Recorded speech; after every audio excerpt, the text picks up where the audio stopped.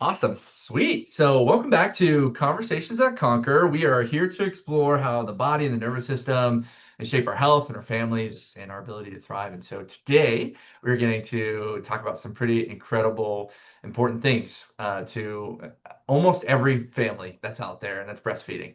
It's super important, not just physically, but emotionally, spiritually, right? And so, there's so many beautiful things about it, but it can be overwhelming. It's very emotional, everything in between. And so I am joined with Alicia, and she owns Lactation, Love Bug Lactation, and she's based out of St. Augustine. Super excited that you're here, and love to hear a little bit about you and how you got into this profession that you're in. Yes. So I'm a lactation consultant, childbirth educator, and registered nurse. So I was a registered nurse for about 23 years. I did labor and delivery for my entire nursing career. And when I had my son, I felt like I knew what was going to happen. I knew how the postpartum was going to go. I thought that I knew what I was doing when it came to breastfeeding because I had taught people how to breastfeed as my registered nurse job. And then I got home with my son and I realized that I had no idea what to do. I had a pretty traumatic birth with my son, and he was in the NICU. My lactation consultant in the hospital was amazing. She was so wonderful. She taught me proper latch. She had me pump. I had a really good milk supply, but then when I got home, I didn't know what to do. So I kept pumping, and I had a massive oversupply, which created a lot of stomach problems. He had food allergies that we had to navigate through. And just the postpartum experience was really rough. So fast forward into my nursing career, I continued to grow and I worked a lot with more holistic births. I worked in smaller community hospitals that had doulas, and I got really interested in natural birth because my birth was the complete opposite of that. Um, and I started to support women holistically. And I decided to pursue lactation because I felt like there wasn't a lot of information out there. Mm. And my education Yeah. was very limited. So I thought it was a great way to grow. It was a great way to learn how to help new moms. And I became the lactation consultant at the hospital. I was head of lactation there. I pioneered the um, outpatient lactation visits so that patients could come back to the hospital, have private one-on-one appointments. Oh, I had developed such a good resource. relationships with those. Yes, it was great. I developed really great relationships with those parents. I ran a support group through the hospital. And then the program to do outpatient lactation visits got canceled because we weren't getting reimbursed from the hospital. Yeah. So I decided that I would start my own business so that I could go into the home, so Yeah. that I could provide that for my clients, for my patients. And it took off, and I'm really excited to say that I've gone into hundreds of people's homes and I've been able to help them navigate not only breastfeeding, but just the whole postpartum experience. Yeah. Because I want every client that I have, every mother deserves to have support. Every mother deserves to have education. Um, and it's just lacking in the community. Yeah.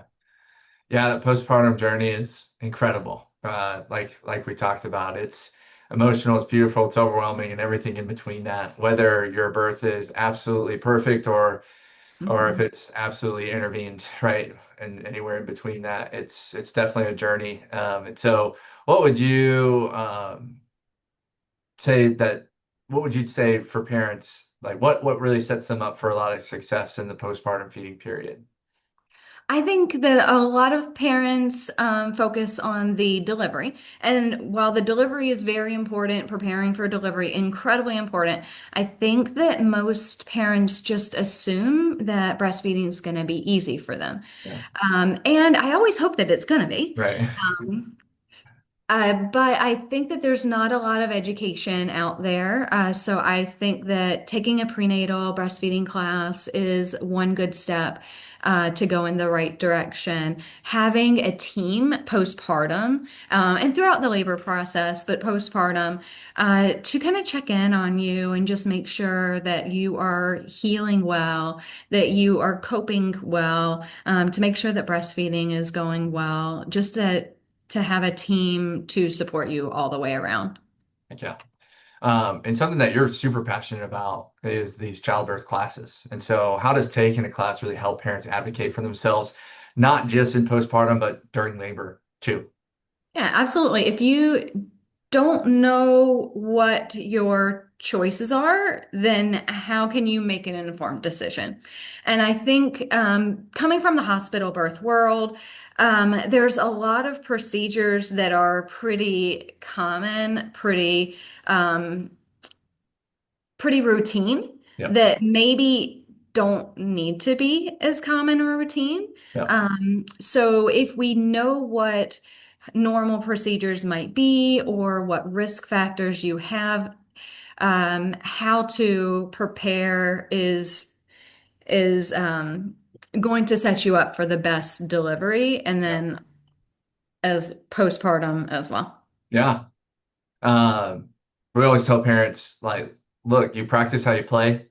If Mhm. you're if you're fumbling all the time or if you're, making these mistakes in practice all the time and you don't know it, when you show up to the Super Bowl, do you think it's just going to automatically change? And for mom and dad, like this is their Super Bowl because baby's easiest Yeah. on the inside. We know that. And so through support with having a team in your corner that are in alignment with your goals really doesn't just set you up physically, but physiologically can really help support you knowing that you're going into that big game of birth. You're going into that with the support and confidence all in the world because you need every ounce of it. So that's awesome that you're such an advocate for proactive lifestyle care, which is great. Yeah, absolutely. And I think there's nothing and if you have good breastfeeding, it's actually setting your child up for the best health outcomes long term as well. Yeah, I love that. And so there might be some people out there that don't specifically know what a lactation consultant does. Can you just give us like a brief overview of what it is you do specifically and how you help the family?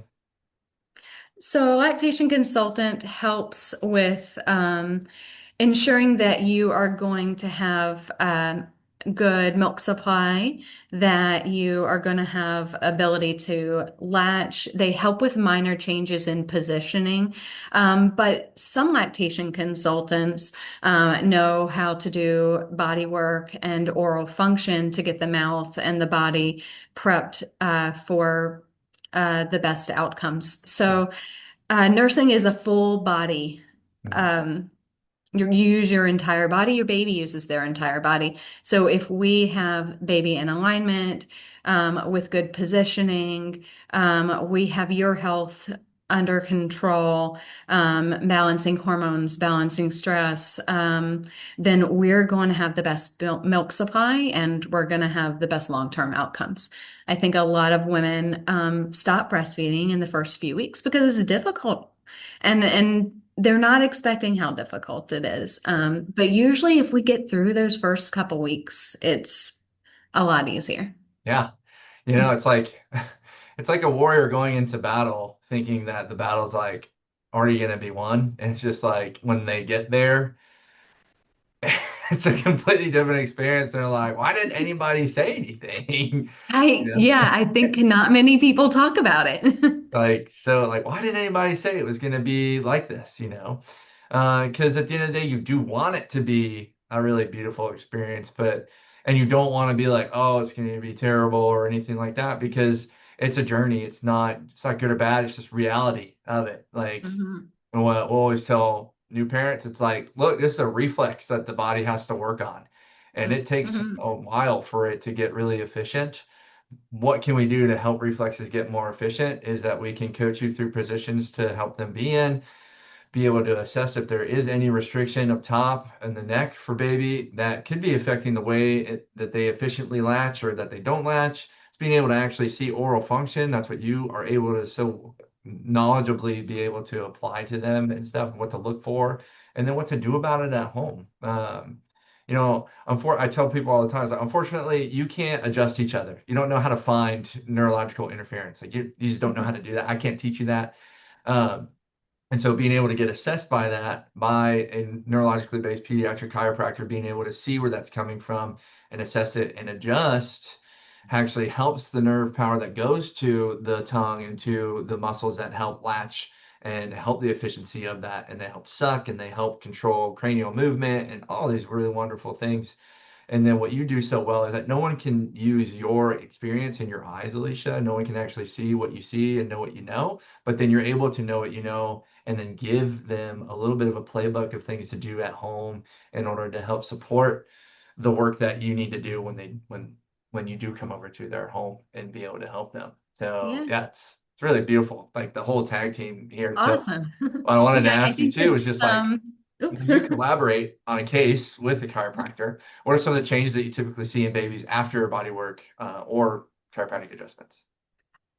I see a lot of changes. So oftentimes after a delivery, whether it's a rapid delivery or whether it's a longer delivery, particularly if it's a longer and more stressful delivery, we see a lot of body tension. We see a lot of head tilts, hip tension. And so that makes our babies kind of tilted. And when they're a little bit tilted, they have more trouble latching on one side than the other. Oftentimes, that can lead to compression, which can lead to mastitis. Um, the a good body worker knows how to work on the cranial muscles or the cranial nerves. And so it actually can affect the suck. It can make the suck a lot stronger, a lot more coordinated. The body tension being released can help overall strength and coordination as well.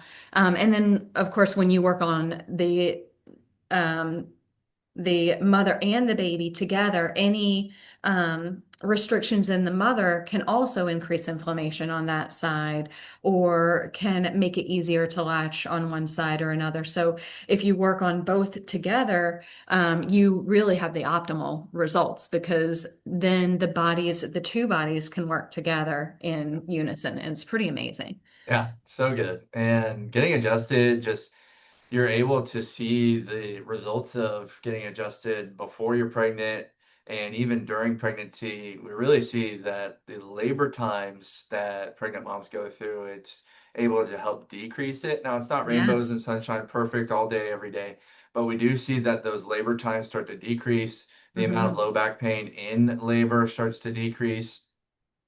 Even the delivery process is more optimal because we're helping open up space for a baby to Absolutely. drop down and help the both baby's nervous system and mom's nervous system stay as connected as possible through each contraction and each movement. So um, yeah, it's absolutely beautiful tag team to be able to say to be able to provide support for a family through neurologically based chiropractic care, and then to help them know that there are resources out there, like the resources that you provide, Alicia. And so uh, I was on a case and I was talking to this couple about you. I was talking to them about lactation consulting and how good it is to have on their team, and they didn't have it. They weren't really like mapping that out in their experience because everything was going really well.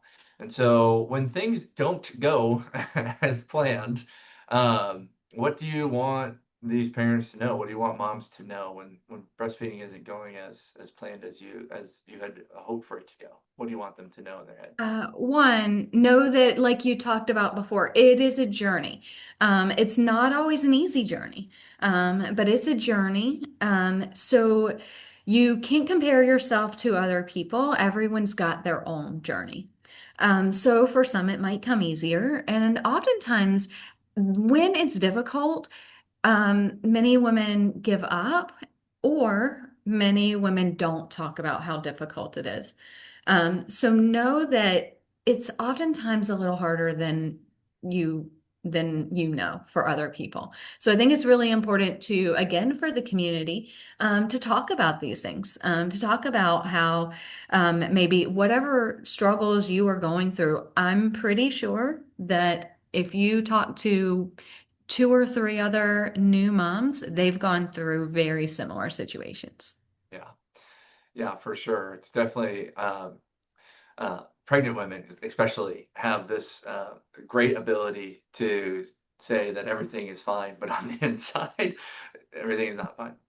And so, being around providers like you is just such an open, free space, judgment-free space to be able to come in and say, "Hey, this is what I'm looking for. This is what I want. This is not exactly what I was expecting." And so, it's just funny enough. So I was talking to these parents, these new parents, about you, and everything was going great with feeding and nursing and everything like that. And then everything wasn't all of a sudden, and they immediately were able to call you, and you were immediately able to open up something on your calendar to be able to come in and help support. And so I wanted to ask you if you'd be willing to talk about some simple, things that people might be able to do at home to encourage milk supply, encourage a good position, encourage bonding for mom and baby, and then some tools maybe at home, and then even like what can you do to set up a really safe environment in your home as well in order to help that. Um, some very basic, easy things that we're looking for as lactation is we're looking for the baby's body to be in alignment. So when we are placing a baby on the breast, we want their ears, shoulders, hips all in one line.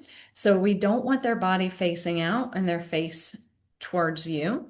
So if we have good alignment, one, we're going to have a lot less discomfort with nursing. But because we have good alignment, and if we have a really big mouth and flared lips, we're going to be able to get the nipple a lot deeper. That's going to help the baby achieve a deeper latch, which will then help the milk supply. More stimulation to the breast usually increases milk supply within reason. So if we place our baby skin to skin, we do a lot of hand expression, we do a lot of nursing. Generally, the milk supply on its own will go up. There are other things that we need to take into consideration, possibly metabolically or hormonally, that might be going on. But generally, for a healthy mom and a healthy baby, stimulation increases the supply. Having good alignment increases supply. Yeah. Having just the basic knowledge of how to latch, how to position makes a huge difference. Yeah. Sweet. Yeah. Any any like of your favorite like products to go ahead and have on hand, whether nursing is going really well or not as well as you had planned? Any like good things to have on hand ready to go? I think it is good. Not that I hope that anyone needs it, but Right. it is good to reach out to your insurance company or to get a breast pump, because if you don't need it, that's wonderful. But sometimes we need to provide a little extra stimulation. And if we don't have a pump or we don't know how to use it, then we may be missing out on some critical time. So I think everybody should be able to have access to an electric pump.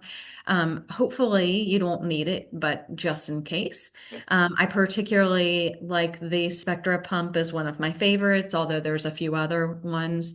I would rather not have a wearable pump like the Mom Cozy or some of the wearable pumps initially, because having one that you hold and that doesn't push against the breast tissue is going to increase that milk supply significantly. So a good breast pump is always really important, hoping that you don't need it. But um, I I like a good breastfeeding pillow, although in the beginning, I think it's helpful to have a breastfeeding pillow. Long term, it's really a good skill to have to be able to get rid of that pillow. So my pillow that I use often is called the My Breast Friend, but with the long-term goal of being able to nurse without the pillow, because we want a real life scenario. We Yeah, want you to be able to nurse on the go 100%. and not be tied down. That's Um, so cool that you say that. Because a lot of people ask me like, oh, I have this like postural back brace, that I could just wear. Like, how do you think I should wear it? Do you think I shouldn't wear it? It's just like, well, as soon as you stop wearing it, what's going to happen? You know, mhm. you're going to go, but you're going to default back to what it was before without doing the active work to, make it a real life scenario. That's so interesting that's actually the thing too in the breastfeeding world. And so like timeline wise, like you're saying, it's okay to have it in the beginning, but we want to be able to break away from it like 6 weeks, 5 weeks, 4 weeks, or what's long term, I'd yeah. say between 4 and 6 weeks, if we Nice. can, we try Yeah. to move away from it. We usually give options of not using the pillow, different positions within the first even 24, 48 hours. Right. And when mothers really kind of get those positions, they are a game changer. So Yeah. I try to implement it, but I think sometimes it is a little bit helpful. If you were recovering from any kind of like a C-section or delivery, sometimes it's nice to have a Yeah. little extra support at first. Yeah. Oh, that's beautiful. So, do you have any like favorite stories that come to mind Oh my of goodness. families that you've helped? I have so many. Um, I have so many wonderful little love bugs. So all of my babies that I am close with are my little love bugs. So I have very special love bugs, and most of my love bugs that they know who they are. Yeah. Most of my special love bugs know who they are. My favorite clients ever have been clients that I actually started with when I worked at the hospital, Yeah. and I taught their childbirth classes, and then I happened to be there when they delivered their babies, and I was there to help them through some hardships in the hospital. I was there. I was able to go to their home, and I made weekly appointments at their home for the first 6 weeks or 8 weeks. And Wow. I just saw these the families, and not just the mothers, not just the babies, but the families Yeah. become confident in their parenting. Yeah. And I got to see these little babies grow and flourish, and um, I was able to provide the resources that they needed maybe later in maybe later during their late infancy, such as speech pathology, chiropractic, and I've been invited back to first birthday parties and second Yeah. birthday parties So cool. even.